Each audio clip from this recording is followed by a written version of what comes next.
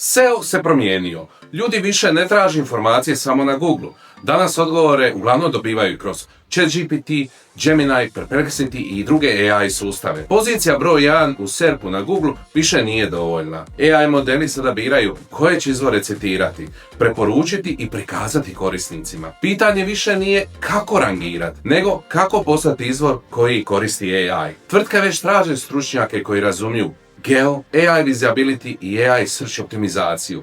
Ovo je sasvim nova generacija SEO-a i jedna od najvećih prilika u digitalnom marketingu upravo sada. Zato je nastao ovaj program. Strateg za AI pretragu. To je praktična edukacija kroz koju učiš kako AI modeli pronalaze sadržaje, kako biraju izvore i kako grade vidljivost brendova. Kroz ovaj program ćeš naučiti kako optimizirati sadržaj za AI pretragu, kako povećati AI citiranja i vidljivost, kako razviti geostrategiju, kako strukturirati sadržaj za ChatGPT i Gemini, te kako koristiti AI vidljivost i citation tracking alate. Ovo nije teoretski SEO tečaj. Ovo je upgrade SEO optimizacije koji se temelji na stvarnim projektima, analizama i AI search kampanjama. Dobivaš mentorstvo, feedback i konkretne zadatke koje odmah možeš primijeniti na vlastitim projektima ili klijentima. AI search nije budućnost, to je sadašnjost. To je novi način na koji korisnici dobivaju preporuke, otkrivaju informacije, proizvode i brendove. Oni koji prvi shvate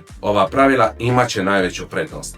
Ako želiš razumjeti kako funkcionira nova era pretrage i postati stručnjak za AI, visibility i geostrategije, pridruži se ovome programu Strateg za AI pretragu samo u Marketing za sve edukacijama.